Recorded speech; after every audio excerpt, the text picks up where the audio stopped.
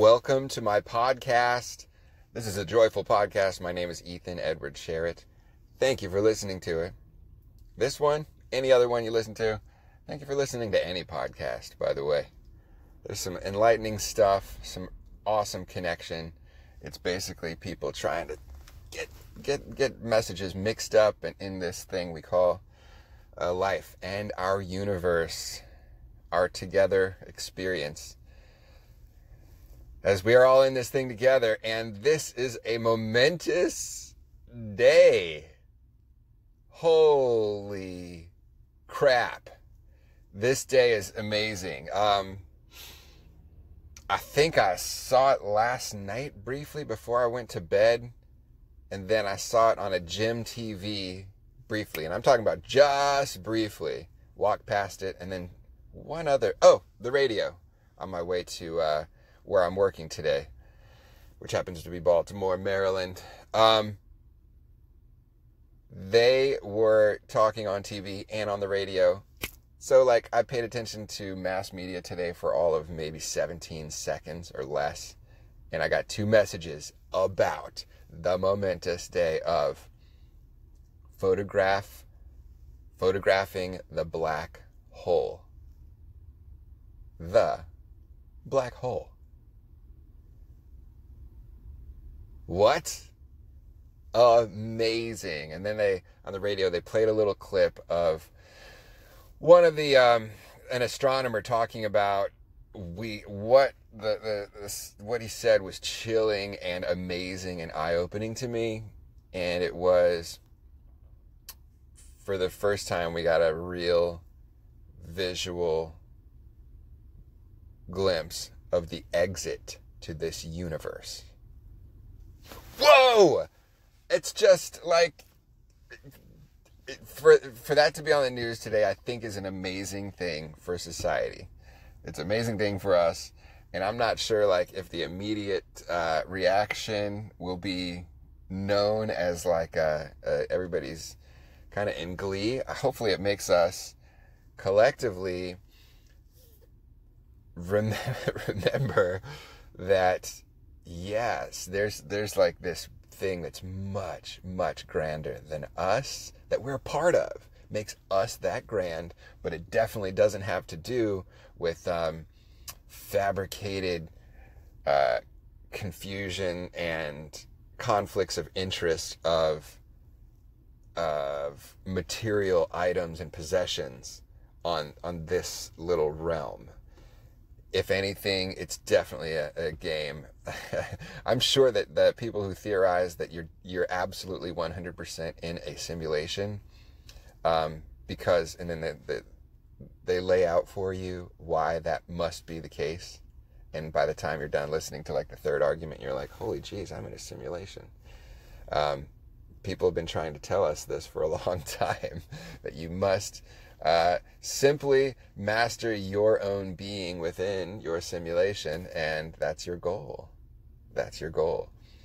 And that seems to be the through line from way back in the day, where we got the passed down function and history of the exploration of the chakras, and the trying to explain to people in a way that they could truly manifest the physical body that they know with the spiritual body, which they feel even deeper, but they can't describe. So I've talked about a book by, name escapes me. It's called Understanding the Chakras, A Beginner's Guide to the Chakras. I talked about that a long time ago, and some of the understanding and the chakral exercises involved remembering that you're connected with a spirit that is much more vast than anything around that's going to be around you in your day, or talked about in our fabricated society. And it's a practice of connecting you to that other thing, so that more of your spiritual presence is appreciated. And then you can go forward in your physical body and say, hey, this is what I'm doing with my physical body, and it's a good thing, for this universe. Or a bad thing if you are like Lex Luthor. And you understand that. But an understanding of, bam, like we're pecking on that door, like when the guy who plays that guy in the movie, he's not Ace Ventura, he's Jim Carrey. He rows a boat out to the edge of the ocean and he nails against the wall, and then he realizes, dang, my life is like being monitored by other people. I was always wondering what was out there.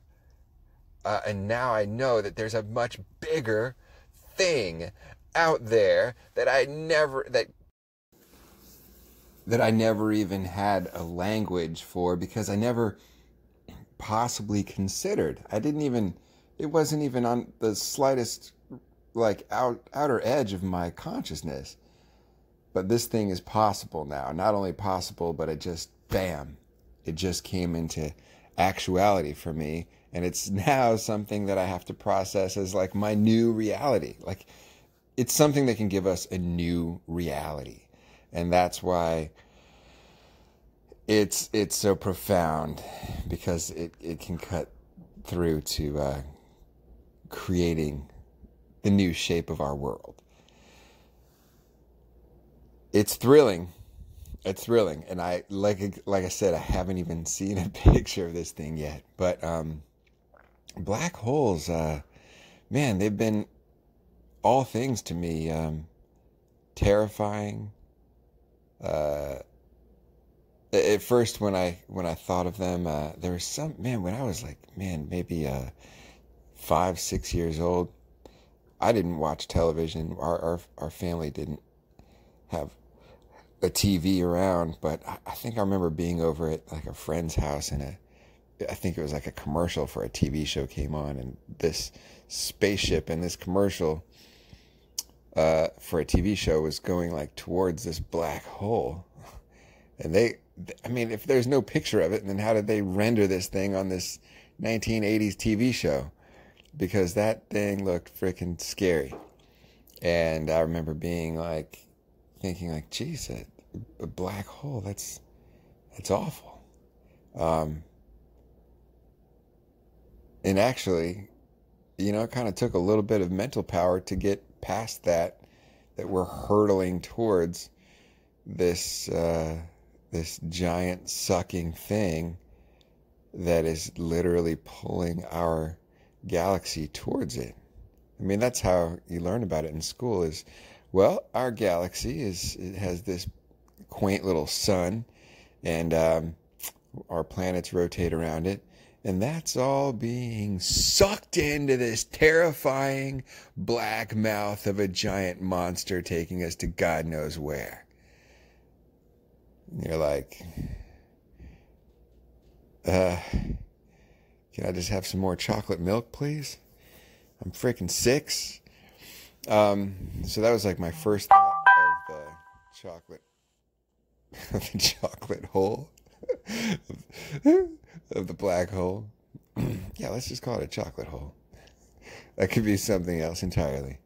And then, of course, I kind of changed it a little bit later to thinking that, who knows, I don't know how old I was, but it shifted from like, it's this thing it's sucking us all to destroy us, to there is something unknown on the other side, and who's to say that is not awesome?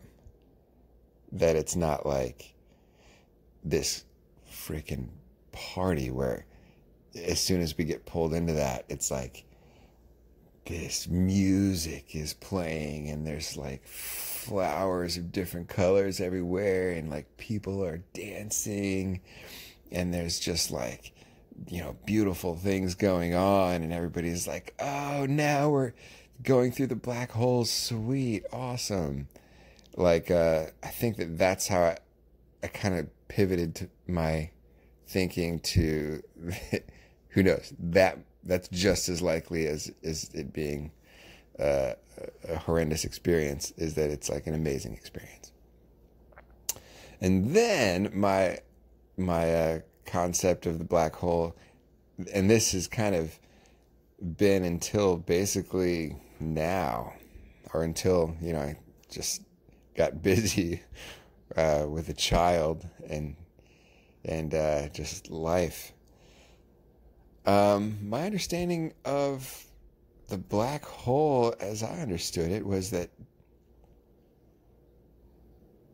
it was basically the result of theories, like the end of where theories kind of end.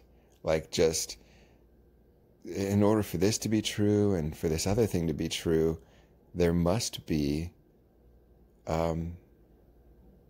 this thing where light, it doesn't lead anywhere beyond this. We don't know what else to call it except this thing, that where our theories all end.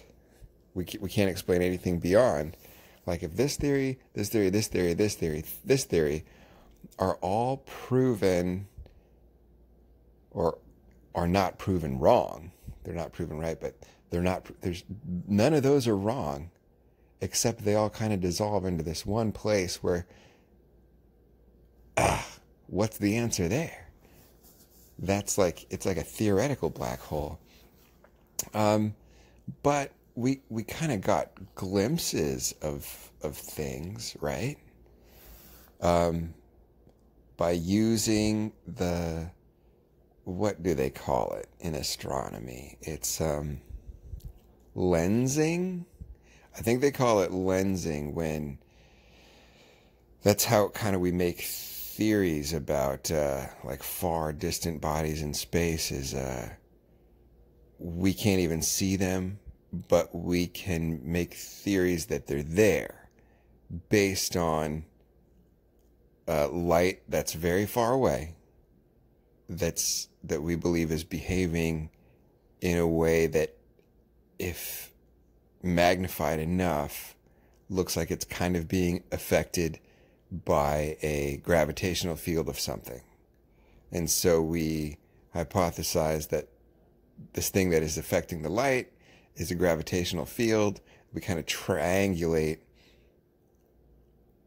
that in other ways to like zero in on where what might be causing this gravitational field that is affecting the light that we're detecting. And they use these different points throughout, like 3-dimensional space, actually 4-dimensional space and time, to start making a map of things throughout the universe, and things as far as we can detect and as far as we can explain, like through those types of techniques. Those types of techniques blow my mind. But for them to say, we have a shot of this thing now, and now we have a photograph of the exit of this universe. It's pretty exciting, and that's why I wanted to just get on here and talk about that real quick. That's starting with the cultural observation today, and then going into the what am I doing in my personal life, being here in old Baltimore, Maryland, this place where it feels a little weird. It feels different. I've never spent much time here in Baltimore. I've spent time in another part of Maryland that seemed cool. Baltimore, man. I know it's famous for being on like The Wire. There was a setting of The Wire, like the Baltimore, DC, inner cities type of thing. I mean, the first place I stopped to get gas when I was on the way up there, it was in Baltimore, and I was almost to my place where I was going to meet some folks and do some work. And so I pulled over to get gas and kind of freshen up there. After a 3-hour drive on the road, I didn't want to roll in and say, hey, and stretch out my back and just feel awful, So I was like, right before the meeting, stop someplace, freshen up, use the restroom, and then go into the meeting. But where I stopped was like a gas station. There's a church nearby, little community center, like a nicely built thing, the town library or something of this neighborhood.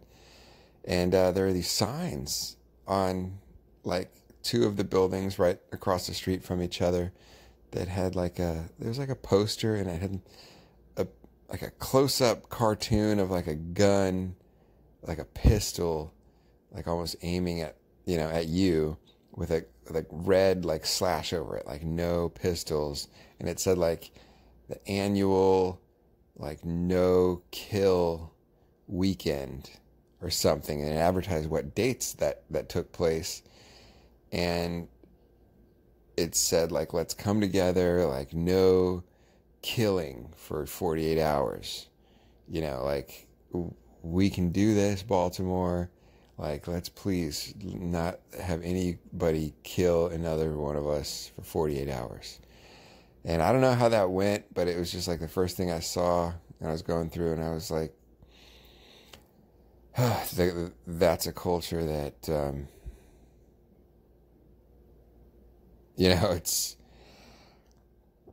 it's got its things to deal with. And I hope that more and more enlightenment throughout all of our society will help us to kill less of each other, mercilessly in the streets, and to help each other up, because that's not cool. But it is cool that there are people out there saying like, let's go against this, and we're part of the community, but we're going to try and change it by having stuff like, the no-kill weekend. That's nice. It's a no-kill weekend, hashtag. So that's what I was doing in my personal life. I'm doing that job, and I'm afraid that the WavePad is going to turn off. WavePad. This program is driving me crazy. It's the only one I know I can use, but it's literally like it's syncing, like on the Android phone. It literally only has the top 1/4 of the screen that you're supposed to see showing, and the rest of it is just this black or gray void. And I guess in this day and age with apps, it's hard to make your app also work on the following editions of the browser update, the operating system updates. It's like, how do you do that? Probably a pretty valuable thing. If you want to learn that, learn how to make apps work with every freaking interface of every browser. There should be like a universal browser language or something, or universal operating system language that you could subscribe to. And if operating systems wanted to keep your business, they would have to make sure their thing, whatever, is dumbed down in order to speak that language too, right? So you can't just keep leaving things in the dust. It's good to progress, but goodness, God, that's frustrating to rely on something and all of a sudden it's there's no longer a language for it. Anyhow, I want to find that picture of that black hole. I wanted to share with you how kind of exciting that is. I'm sure you're dwelling on it a little bit in your day as well. The second thing about today for me is I happen to be in Baltimore, Maryland, and coming to you live. Disclaimer, it's not live. I'm going to probably post this after I take out all of the weird things I say or cracks in my voice. No, maybe I won't do that. However, in the universe that we now see is like there's an exit from this one to that one or whatever. Let's use our best mind capacity to exist and be in that realm that we with that understanding, that more clear, concrete understanding. And I really believe that this could have a great effect. Now, it might be the signal of this, like, extremely dramatic market crash that everybody's waiting for because of, like, just this altering of like, understanding and fundamental concepts and stuff. It might do that. Kind of has that feel to it. However, remember that it also would bring the understanding that the material thing and resources, we have to have faith that there's not this fear created domination of others maybe going on that's indestructible, that is inevitable. Maybe that's not inevitable. Maybe we can have faith that like coexisting is not an impossibility, because we can see that anything is possible. And we can see that, like, the bigger things out there are what we really should strive for. Maybe that. So even though the mountains may fall and the hills turn to dust, the universe may be the thing that we all create together. And we're supposed to make this one on this side of this black hole like a place where faith and being nice and having damn good manners on this side of this black hole, where that reigns, and like terrifying, hoarding, hogging, money grabbing, accusational, those kinds of things that give you the heebie-jeebies about the hype of the worst of, like, human nature. We'll have faith that those things seriously are this ridiculous hype that we need to pull ourselves away from and say, man, maybe that guy who the news is saying is, like, hogging and hoarding everything, maybe his life situation is simply a lot like, somebody else who's not a bad guy, and that's just how I'm interpreting this bad thing through this one lens. And that could go quite deep. Starts making communication possible when you start to empathize and forgive things, both within yourself and with other people. Did I talk about what I'm doing today? So that's the cultural observation that I started with today. Second thing is what's going on in my life. I'm in Baltimore. I told you that.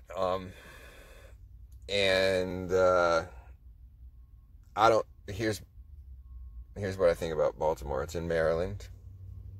And I don't really know anything about Maryland, except that you cannot buy beer nor wine at any grocery store. You have to go to, like, specific places, which I did not do. But I tried to. I was like, how many times do I have to walk through this grocery store before I realized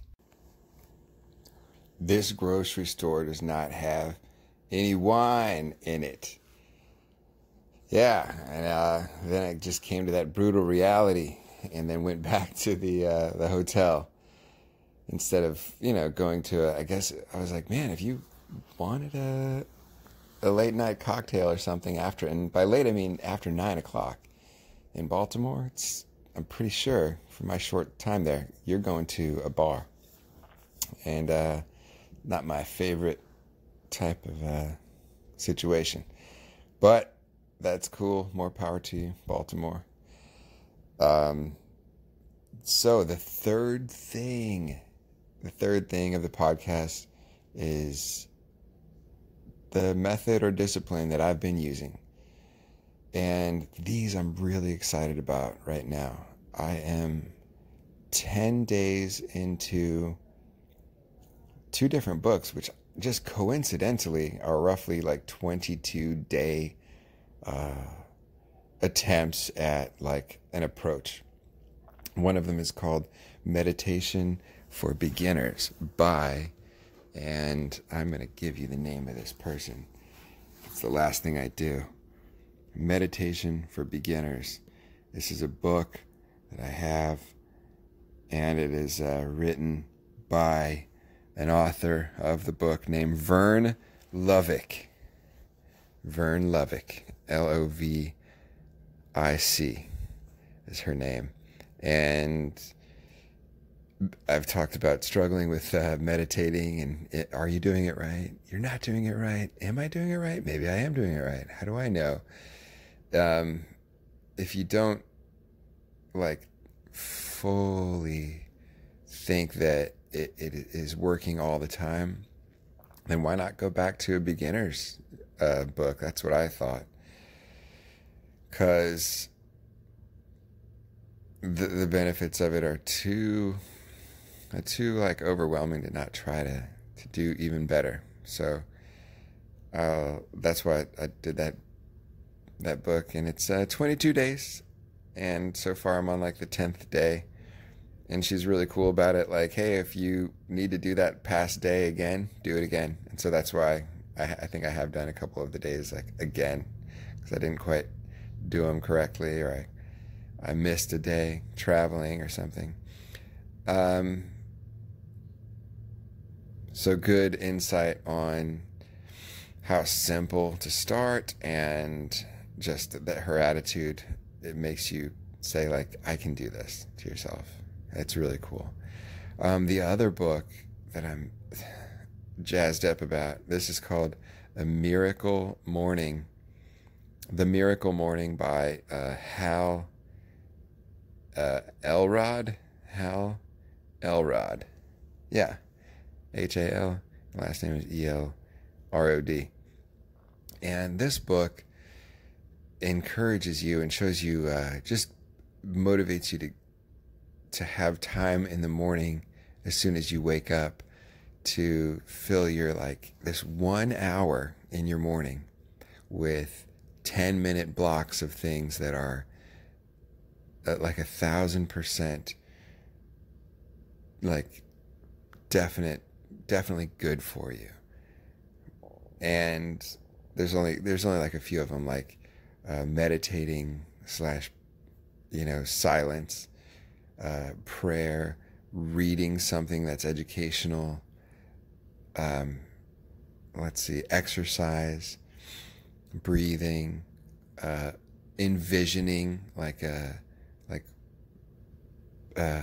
affirmations is another one. So there's like 6 or 7 of these things, and you just give that 1 hour to yourself in the morning, where you 10 minutes at a time, and you literally set a timer.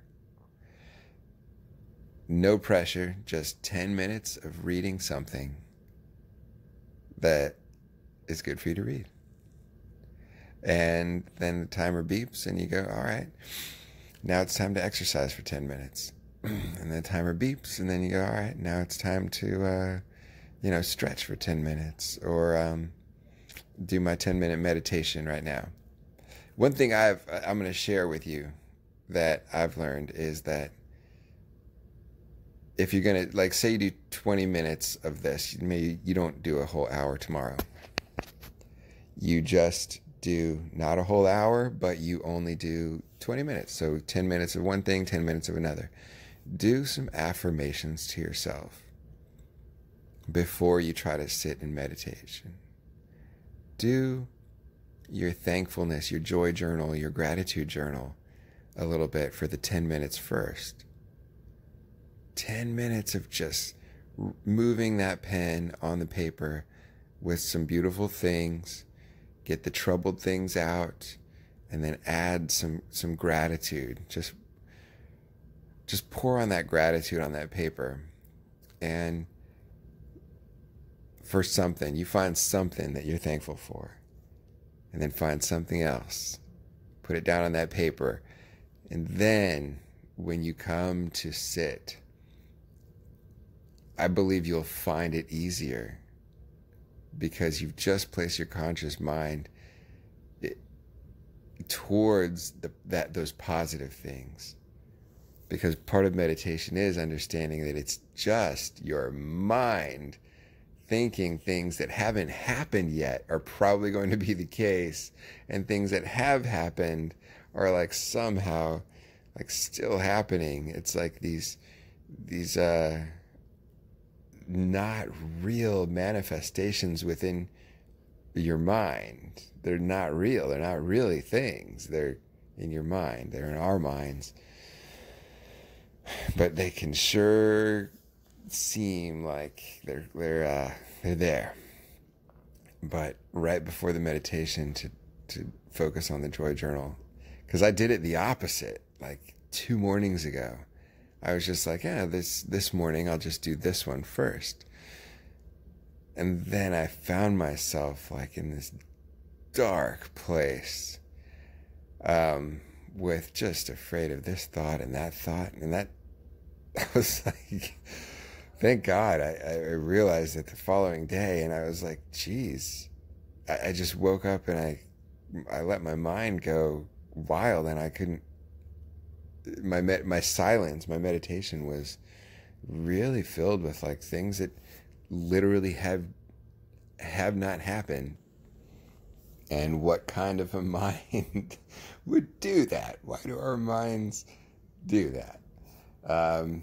Well, it can happen if you just approach it in that way and just go from your like troubled monkey mind state into a sitting meditation. It's so much more helpful to breathe some deep things in and physically write down like some things that you consciously know you are thankful for, starting with the basics. The fact that you got enough to eat the previous day, the fact that you can walk if you can walk, the fact that you can talk if you can't walk, the fact that you can hear if you can't, see, I don't know, something. Just write down something, and focus on only those things for a little bit. And then meditate. And that seemed to be a way better way to do it. So that's what I flipped around. All right, so that's the third part of this episode, was the methodology, or the technique of attaining joyfulness and mindfulness that I'm using right now at this moment. And I thank you. I encourage you to share what's working for you, or feedback if you've read these books that I'm talking about. Feedback, please click like star on or multiple stars on iTunes. I don't get, like, there's more and more people listening, and that is amazing. It's just amazing. And I know that I listen to stuff all the time and I don't leave comments. Maybe I need to pay it forward. So I'm asking you, please, like, leave some kind of comment, or even if it's not about like this podcast, just leave a comment about a book you liked or something on either iTunes or Amazon or Podbean, or now on Spotify too. So you can put in JOYFull Podcast on your Spotify and it will come up, and feel free to leave a comment if that's possible on Spotify. I would appreciate it so much, because it's fuel. You guys know that months will go by and I will not have recorded another episode. I will not have grabbed another person to interview, and those comments keep me going. So thank you so much. God bless. Namaste. Watch out for getting sucked into black holes, but it might be a party on the other side. Woo! Party! Black hole party! All right.